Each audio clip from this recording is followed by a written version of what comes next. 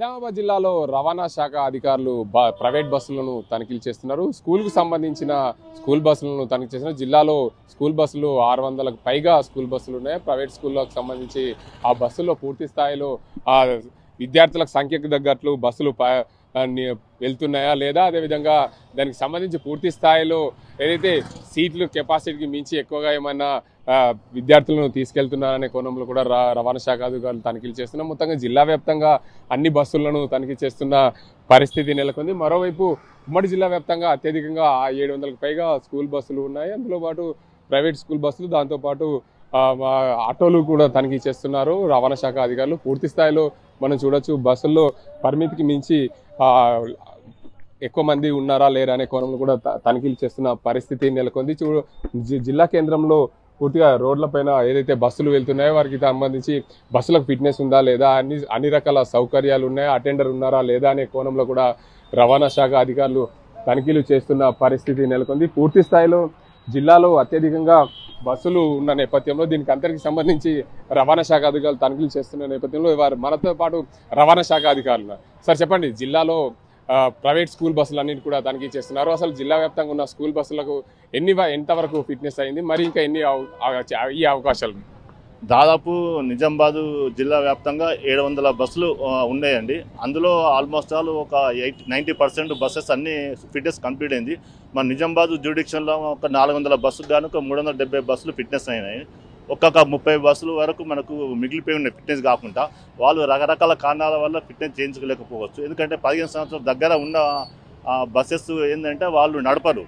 ఎందుకంటే అది 1 year validity రాదు కాబట్టి వాళ్ళు అటువంటి బస్సులు మిగిలిపోయి ఉండొచ్చు అని అనుకుంటున్నాము. మేము కూడా ఒక 1-2 డేస్లో మిగతా బస్సులు కాని బస్సులకు పర్సనల్గా కాల్ చేసి వాటి స్టేటస్ కనుక్కుంటాము. ఒకవేళ అన్ఫిట్ ఉంటే మేము దాన్ని స్క్రాప్ చేయమని మేము రికమెండ్ చేస్తాము. సార్, బస్సుల్లో అయితే ఏదైతే పరిమితికి మించి ఎక్కువ మంది విద్యార్థులను కూర్చుండబెట్టిన పరిస్థితి ఉంది, వారిపైన ఎలాంటి చర్యలు తీసుకుంటాం?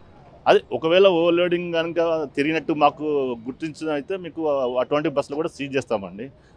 యాజ్ పర్ ఎంబీ యాక్ట్ ప్రకారం కూడా మేము తగు చర్యలు తీసుకుంటాము.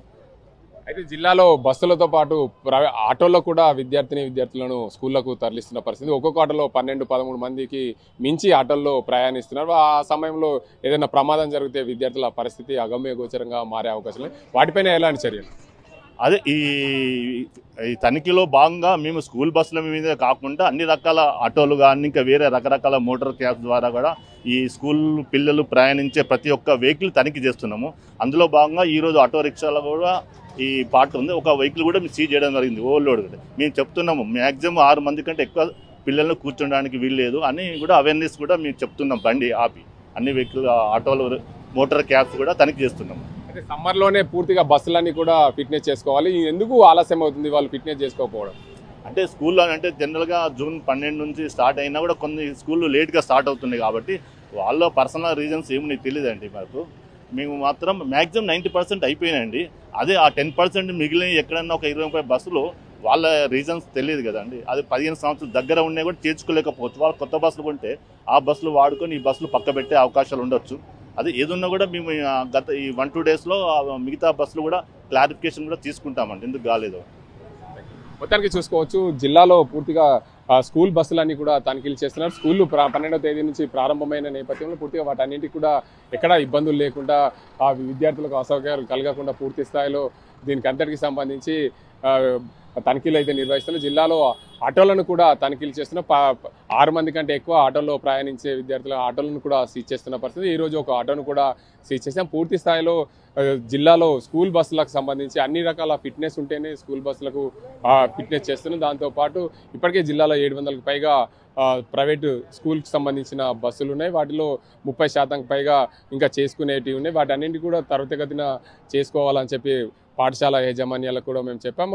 15 సంవత్సరాల పైబడిన ఏదైతే స్కూల్ బస్సులు ఉంటాయో వాటిని కూడా దాని ప్లేస్లో రిప్లేస్ చేస్తారా ఏంటి అనే కోణంలో కూడా వారికి పర్సనల్గా మేము వారికి సమాచారం ఇచ్చి ఆ బస్సులను కూడా త్వరితగతిన ఫిట్నెస్ చేసుకోవాలని చెప్పి ఆదేశాలు జారీ చేసాం. త్వరితగతిన జిల్లాలో స్కూల్ బస్సులు ఎలాంటి ఫిట్నెస్ లేకుండా నడవకుండా వాటన్నింటిని కూడా చర్యలు తీసుకునేందుకు సిద్ధం చేస్తున్నామని చెప్పి రవాణా శాఖ అధికారులు చెప్తున్నారు. ప్రపంచంలో ఏ మూల ఏ క్షణం ఏం జరుగుతుందో వేగంగా తెలుసుకోవడానికి తొలి వెలుగు వాట్సాప్ ఛానల్ని ఫాలో చేయండి.